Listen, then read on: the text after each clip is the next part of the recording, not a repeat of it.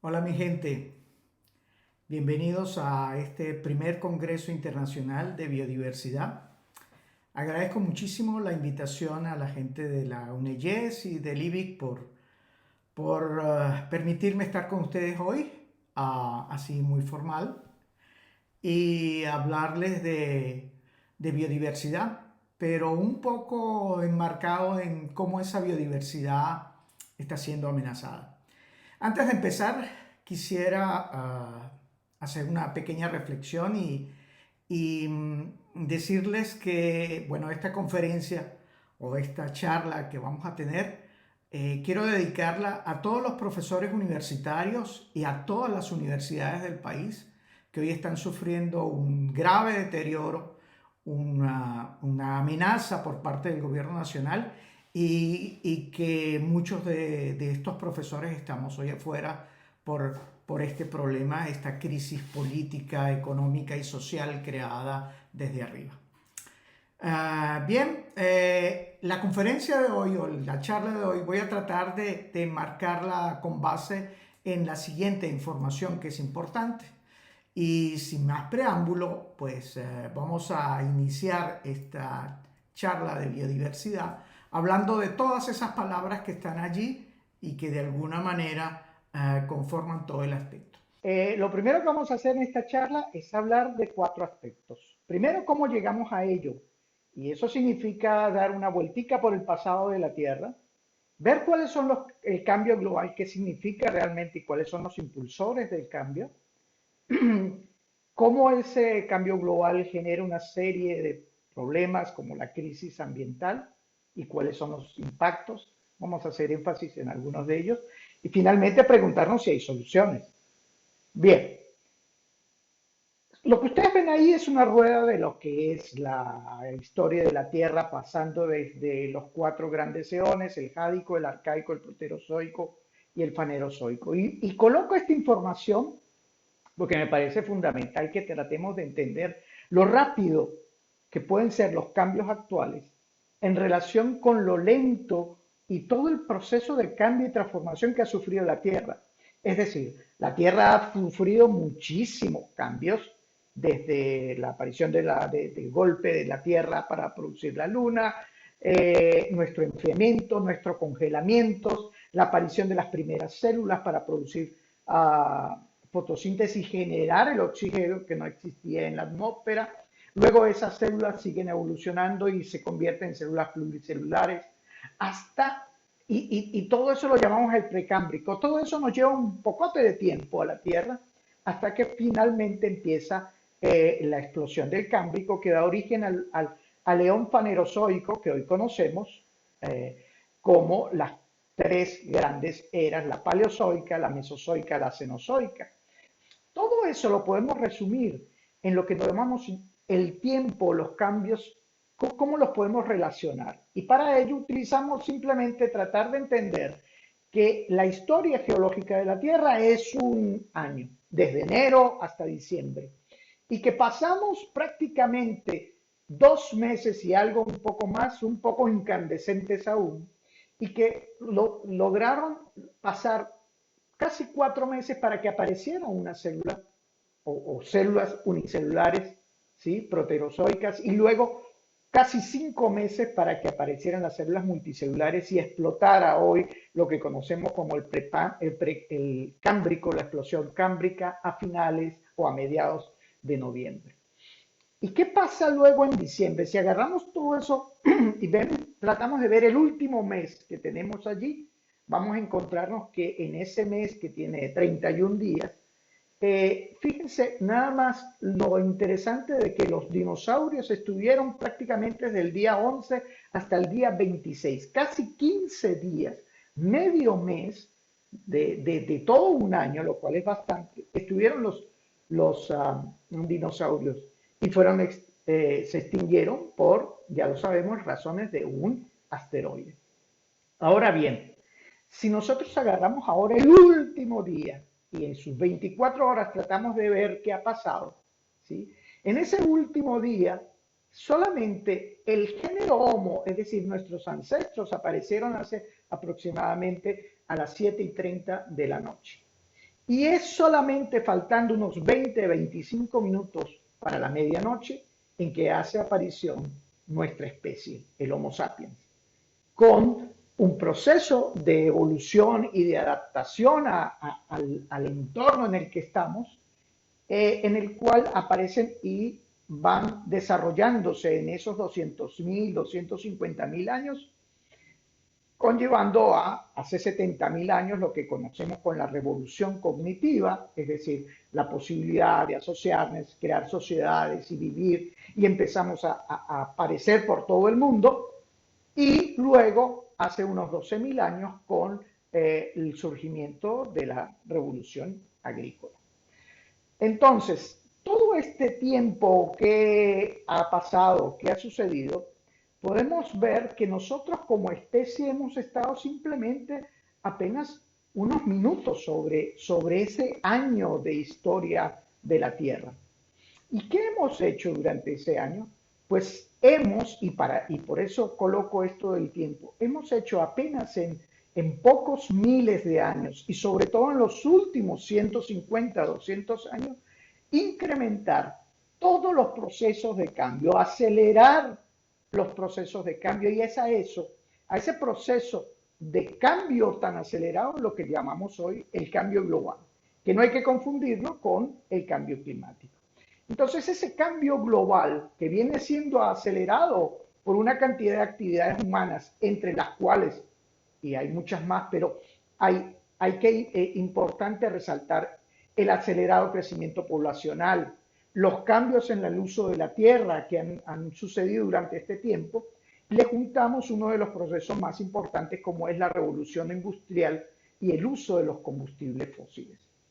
¿Qué genera eso? Pues genera un sistema, alteraciones en el sistema terrestre, principalmente asociados a dos grandes balances. Uno es el balance energético, es decir, a cómo entra y sale la energía de la Tierra, que lo vamos a ver más adelante, y el otro a los ciclos biogeoquímicos, principalmente alterando procesos de circulación y de creación de mayores contaminantes en la Tierra. Y generando entonces todo ello una serie de, llamamos, impulsores o en inglés drivers, que generan todos los cambios sobre la Tierra.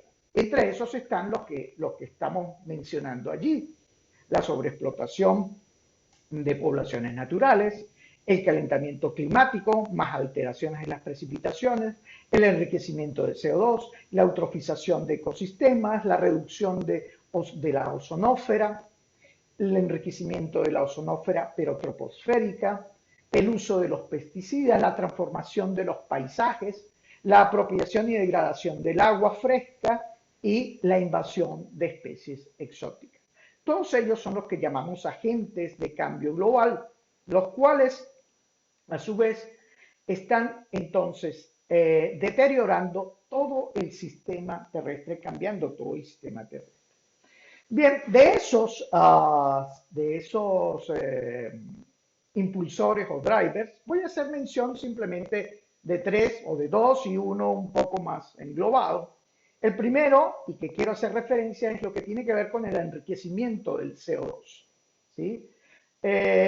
Lo que estamos viendo, por ejemplo, es que en los últimos miles de años, prácticamente en los últimos 400.000 años, que la Tierra ha estado entrando en un ciclo de glacial e interglacial, es decir, congelamiento o glaciaciones y periodos calientes debido a los cambios en la circulación de la Tierra alrededor del Sol, o la teoría de Milankovitch, vemos con preocupación cómo la cantidad de CO2 en esos tiempos no pasó de las 300 partes por millón. Hoy estamos viendo que debido a la revolución industrial, la cantidad de CO2 en la atmósfera está por encima de las 400 partes por millón, hoy en día alrededor de las 420 partes por millón. Ese CO2 proveniente principalmente de los procesos de combustión de fósil y que tiene que ver muchísimo con todo el proceso de la industrialización que vemos en esos gráficos, vemos cómo esos gases han ido incrementándose en la atmósfera. Y dentro de esos, el CO2 particularmente tiene una influencia importante porque va a condicionar, y esto ustedes lo saben como biólogos o mayoría biólogos o que han visto alguna parte de la ecología y entienden lo que es planta C3, planta C4 o plantas CAM, entenderán que si nosotros pasamos de las 400 partes por millón, va a haber un desbalance en la absorción de CO2 o preferencia de absorción y se van a ver favorecidas las plantas C3. Por otro lado, eso tiene un papel importante porque la cantidad de CO2 que se disuelve en la interfase con el océano se convierte en ácido carbónico que pasa y que va a conducir a una disminución del pH, es decir, una acidificación de los océanos. Esto en particular va a afectar, por ejemplo, cómo será la composición a futuro de las sabanas si llega a ocurrir procesos en los cuales la competencia va a favorecer a las herbáceas por encima de las gramíneas, o qué va a suceder con los corales y su blanquecimiento debido al calentamiento del agua y también a los procesos de acidificación oceánica. Recordemos, por ejemplo, que una de las grandes extinciones que tuvo que ver con un evento de mucho vulcanismo en la Tierra y producción de azufre, ese azufre contaminó las aguas y generó todo un proceso de extinción en masa, prácticamente el 95%, no recuerdo exactamente cuál, creo que es la segunda o tercera gran extinción. Entonces, ¿cómo van a cambiar los bosques, su composición? ¿Cómo van a venir los procesos sucesionales? ¿Y cómo va a impactar esto en la agricultura? Es algo de lo que es importante entender para el CO2. El otro tema es el del cambio climático. Bien, aquí me voy quizás a demorar un poquito más explicando qué es el cambio climático, pero lo que vemos es que la Tierra que ha venido pasando, y lo pueden ver acá arriba, en el primer gráfico, de un calentamiento nos vamos enfriando pasando por periodos en los cuales la Tierra ha estado congelada prácticamente todo el tiempo. Pero además, ese enfriamiento ha venido sucediendo en los últimos millones de años. Hoy en día estamos más o menos de manera constante, no ha incrementado la temperatura. Sin embargo, fíjense aquí, esta pequeña cuña que está aquí al final es más o menos lo que estamos viendo acá. La temperatura del planeta se está incrementando y de manera muy acelerada en los últimos 150 a 170 años atrás. Ni siquiera miles, sino 170 años. Es decir, del periodo industrial. Y lo que vemos en este es cómo la Tierra se está calentando y ya sabemos que ese calentamiento que está ocurriendo se debe principalmente a las actividades humanas y eso se comprueba en este gráfico. ¿Y qué es lo que sucede? Simplemente estamos cambiando el balance de la Tierra, ¿sí? En el cual la cantidad de energía que entra y que sale no está balanceada. Y hay energía de la que sale, esa energía de onda larga, que es atrapada por los gases de efecto invernadero, entre ellos el CO2, el metano, el dióxido de nitrógeno, otros gases, y que genera lo que nosotros llamamos el forzamiento radiativo, no radioactivo, sino radiativo de radiación. Y que conlleva entonces a lo que hoy vemos o entendemos como las trayectorias socioeconómicas compartidas, que es como le ha llamado el IPCC, a los escenarios que se generan a partir de toda la contabilización de las emisiones y cómo los países aportan CO2 y gases a la atmósfera. Entonces tenemos hoy en día, hasta julio eran 4 proyecciones, hoy en día son 5 las proyecciones que se tienen, que se llaman trayectorias socioeconómicas compartidas, SSP por las siglas en inglés, Socioeconómico Share Pathway, y que tienen muchísimo que ver o se parecen a las anteriores, a la RCP 2, RCP 4.5, RPC 6 y la RPC 8.5. Solo que estas están más ajustadas a lo que se pretende llegar en los acuerdos de la COP. Pero no voy a hablar de eso ahora. Bien, ¿qué genera eso? Bueno, ese calentamiento está entonces generando un incremento en la temperatura del planeta, ¿sí? Está generando la desaparición de casquetes polares, el aumento del nivel del mar, la acidificación del mar.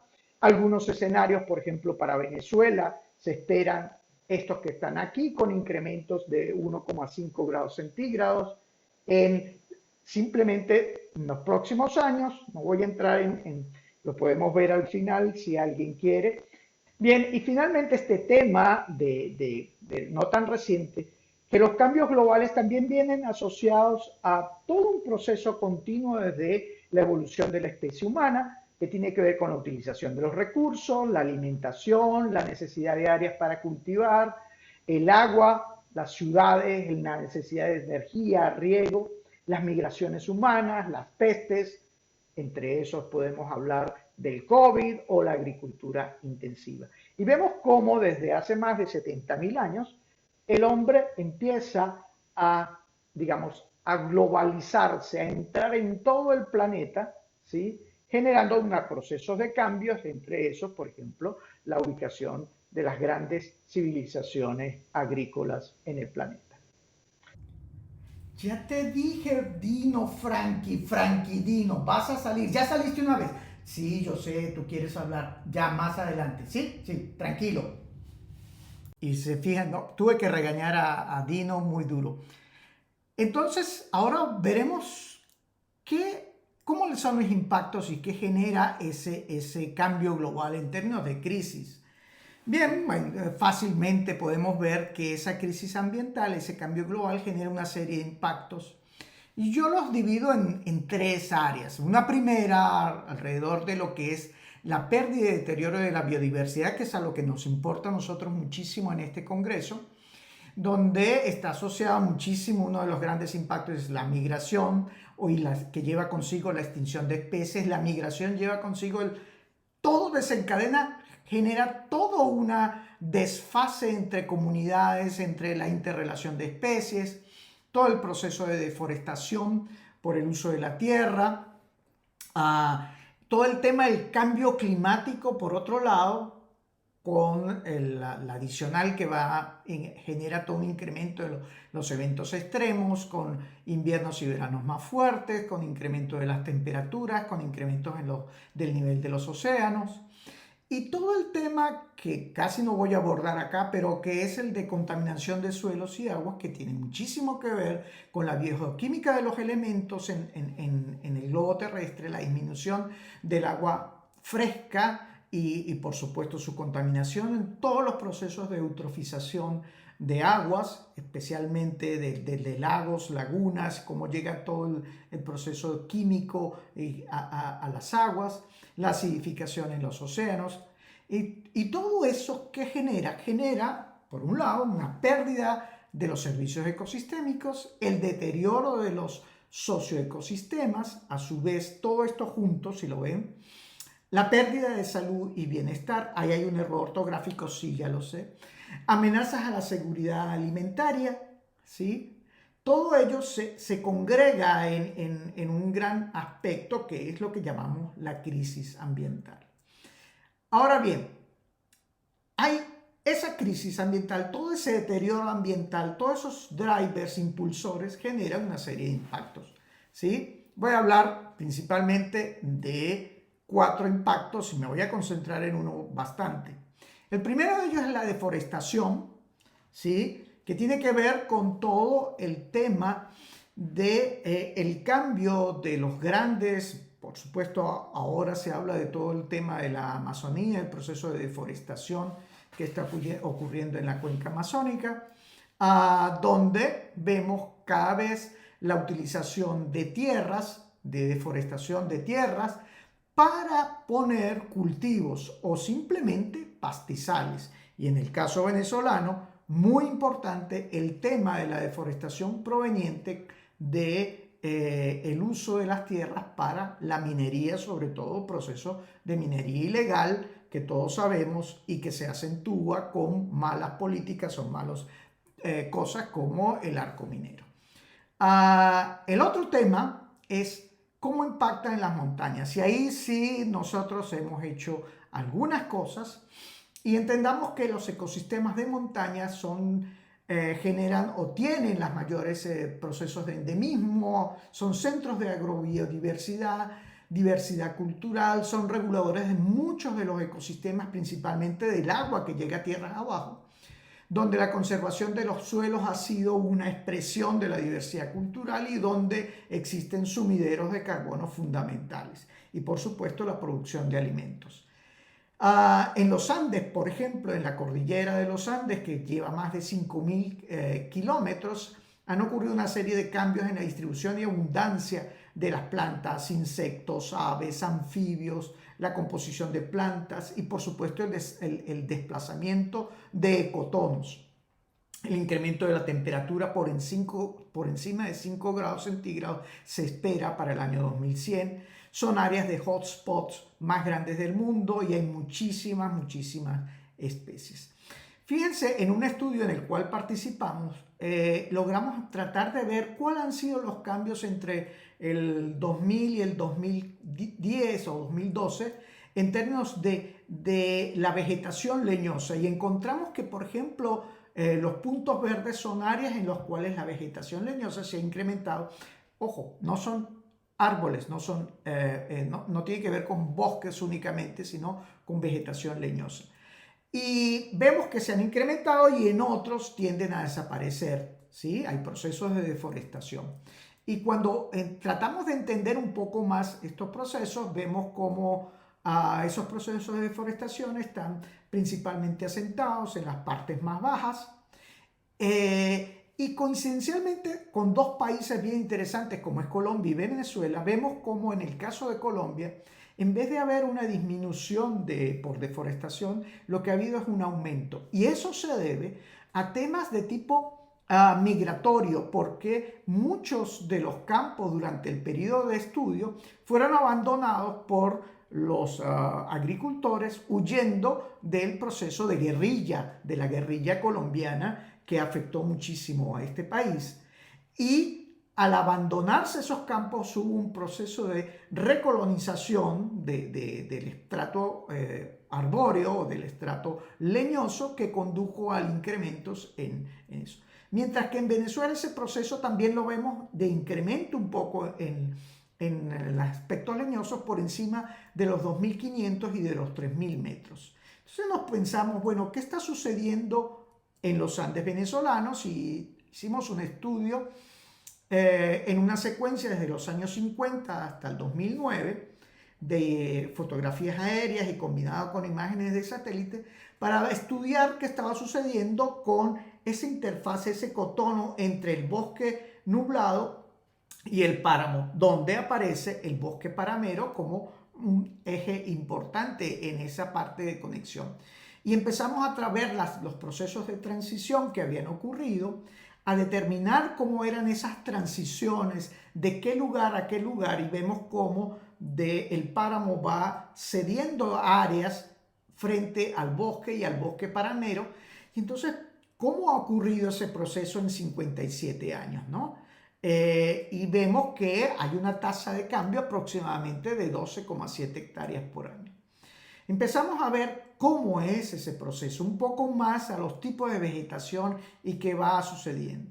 Vemos que hay un desplazamiento vertical de aproximadamente 22 metros por década en extensiones horizontales de cada 100 metros y tratamos de buscar una explicación a ello. También entonces hicimos una identificación de los tipos de vegetación por esos ecosistemas para poder entender cómo se va desarrollando ese proceso de transición. Por ejemplo, con relación al cambio climático, entendemos que el cambio climático, por ejemplo, en los Andes, para ese periodo de tiempo, vemos que ha sido de 0,2 grados centígrados por década. La temperatura mínima en Venezuela ha sido alrededor de 0,30, se ha incrementado en 0,37 grados por cada década, la mínima. Y usando los datos del IPCC encontramos que en las 6 décadas de estudio la temperatura ha cambiado en aproximadamente 0,08 grados centígrados por década. Uno dice es muy poquito, pero ya van a ver que no es tan poquito. Entonces, ¿qué encontramos? Que hay un enfriamiento altotérmico, eso lo sabemos, de más o menos 0,56 grados centígrados por cada 100 metros de elevación, con un calentamiento climático entre 0,08, si consideramos los datos del IPCC o datos nacionales, y más altos si consideramos los datos del teleférico. Eso nos da un escenario intermedio potencial de aproximadamente 23 metros por década. Y nuestros resultados, usando toda esta metodología, es de aproximadamente 22,6 por década. Es decir, es más o menos, es decir, que sí se ajustan los procesos de cambio con los procesos de calentamiento. Y hemos tratado de ver entonces cómo las especies van migrando. Eso es lo que hemos hecho con los ecosistemas de montaña. Otro de los impactos tiene que ver con los océanos, ¿sí? Donde el cambio potencial en los océanos principalmente está asociado con la acidificación y el calentamiento, lo cual lleva a generar impactos en la pesca y en la salud y digamos, estado de conservación de los corales, de los arrecifes de coral, que son centros hotspot de diversidad a nivel mundial, muy importantes para todo el proceso. Y el otro es el tema de la salud. Los impactos también generan cambios sobre la salud, principalmente voy a poner el ejemplo de cómo afectan a los vectores, la distribución de los vectores. Muchas enfermedades hoy, desde el malaria, leishmaniasis, Chagas, dengue, fiebre amarilla, están asociados a vectores. Si esos vectores cambian su ecología, cambian su fisiología, pues vamos a tener graves problemas. Y es que el sistema vector-parásito es un sistema muy complejo, donde no solamente interviene el término medioambiental, sino el término humano, como huésped, como generador de la enfermedad, el parásito en sí y cómo ese parásito está dentro del insecto. Muchas condiciones son interesantes ver allí. Tenemos efectos sobre la ecología de vectores, es decir, la distribución geográfica, la dinámica de la población, la complejidad de las interrelaciones y, por supuesto, cómo eso está afectado por una dimensión temporal donde los extremos climáticos, el periodo de sequía o de lluvia, se va a alterar. Bien, una vez que hemos visto estos impactos, y ya para ir cerrando la conversa, ¿cuáles son las soluciones? ¿Hay soluciones a todo este tema? ¿Sí? ¿Cómo podemos decirle a esta gente, a estos jóvenes, a estos niños que hay soluciones y que ellos son parte de la solución y que se están viendo afectados gravemente? Bien, aquí les voy a montar algunas cosas de las que hemos pensado rápidamente. Uno de los temas más controversiales en todo esto de buscar soluciones es el tema político. Para un ejemplo, este gráfico que está acá muestra todos los intentos que se ha tenido, las COP diferentes entre los países para poder llegar a un acuerdo sobre los 2 grados centígrados o el 1,5 que no queremos llegar. Y es simplemente una pelea por quién logra tener más capacidad o menos capacidad de seguir produciendo CO2. Y esto es un tema, realmente un tema político-económico, donde, por ejemplo, podemos pensar en Greta como una activista política o en Leonardo DiCaprio y todo lo que está detrás de eso. Pero más allá de estas caras, también es interesante ver que el tema es mucho más complejo de lo que uno supone. Y eso es porque aparecen estos señores en escena y todo lo que representan los países que están de alguna manera enfocados en tratar de no perder económicamente dentro de un proceso en el cual vamos a ir hacia la descarbonización, por hablar de algo. Entonces, no es un tema solamente de ver quién está en la política o quién no. Es un tema muy, muy complejo que no se resuelve en las COP, como ustedes han visto, y no voy a entrar en detalle. Sin embargo, hay gente trabajando, hay gente de diferentes ámbitos, desde la acción climática, desde influencers, desde científicos que están trabajando. Y este póster que está acá muestra el póster de las 26 caras frente a la lucha contra el cambio climático de la National Geographic, donde vemos que hay gente importante para nosotros entre Greta y Leonardo DiCaprio. Entonces, ¿qué nos viene ahora? Pensar en nueva gente, en nuevos elementos, en nuevas caras, como la de Frankie Dino. At least we had an asteroid. What's your excuse? So here's my wild idea. Don't choose extinction. Save your species before it's too late. No es solo lo que diga Frankie Dino. Yo creo que también es importante que no creamos en nuevos mesías que venga alguien con sombrero 4 a decirle lo que tenemos que hacer, cuando las soluciones realmente están en otro lugar. Y entonces, ¿por dónde vienen las soluciones? Bien, para el cambio climático y la diversidad biológica se han venido haciendo muchísimas cosas, ¿no?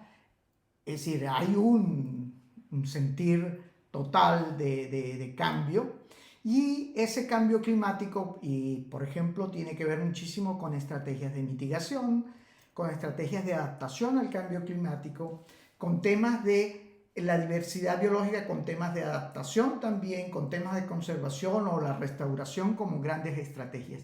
Pero todas ellas están unidas o tienen un fin común, que es la ciencia, la tecnología y la innovación, la creación, la implementación, el uso apropiado, el manejo adaptativo para poder nosotros implementar las mejores estrategias en este campo. Y eso va asociado con la necesidad y la obligación del trabajo con las comunidades. No en las comunidades, sino con ellas, que participen en este proceso. Y así entonces generar toda una serie de estrategias de desarrollo sostenible. Ahora bien, hay muchos enfoques para determinar esto y muchas herramientas. Están las energías renovables, ciudades inteligentes, mecanismos red, transporte y movilidad, nuevas industrias. Hay muchísimas cosas, paisajes sostenibles, bonos de carbono, economía circular. Y una de ellas es las soluciones basadas en la naturaleza, que involucran no solamente la conservación, la restauración, sino el trabajar con la biodiversidad para que ella se mantenga, se sostenga, ¿sí? Podamos lograr su conservación, pero que además logremos soluciones enfocadas también en la gente, ¿sí? En la humanidad. Porque hoy vivir es urgente para nosotros y para todos. Y eso entonces se empata de alguna manera con ese chorrero o sopotoscientos objetivos de desarrollo del milenio, que están asociados al desarrollo sostenible a través de esa interfaz entre crecimiento económico, protección del medio ambiente y la inclusión social, para generar esos 16 objetivos, o para trabajar en esos 16 objetivos de desarrollo sostenible, con el número 17 que los integra a todos. Pero eso hoy en día, y esta palabra no se les va a olvidar, empieza a funcionar, que tiene que corresponder con lo que nosotros llamamos los principios Jedi, que si bien el nombre es muy bonito porque se parece a Yoda y a los Jedi de las Guerras de las Galaxias, significa justicia, equidad, diversidad e inclusión en todos esos aspectos, para poder generar el desarrollo sostenible a través de diferentes estrategias, ¿sí? Que nos permite entonces el trabajo con las comunidades, el poder hacer todos estos trabajos de mitigación, conservación, restauración, y poder atender a la gente, poder generar apoyo a toda la gente. Bien, para terminar les muestro un paisaje de acá de Cataluña, muy lindo, cerca de donde yo vivo ahora y que espero estar con ustedes pronto. Ojalá y cambien las cosas en nuestro país. Así que muchísimas gracias por estar allí y atendernos. No olviden que hay que salvar la Tierra, es el único planeta con cerveza. Muchísimas gracias, un abrazo para todos y estoy abierto a sus preguntas. Bye.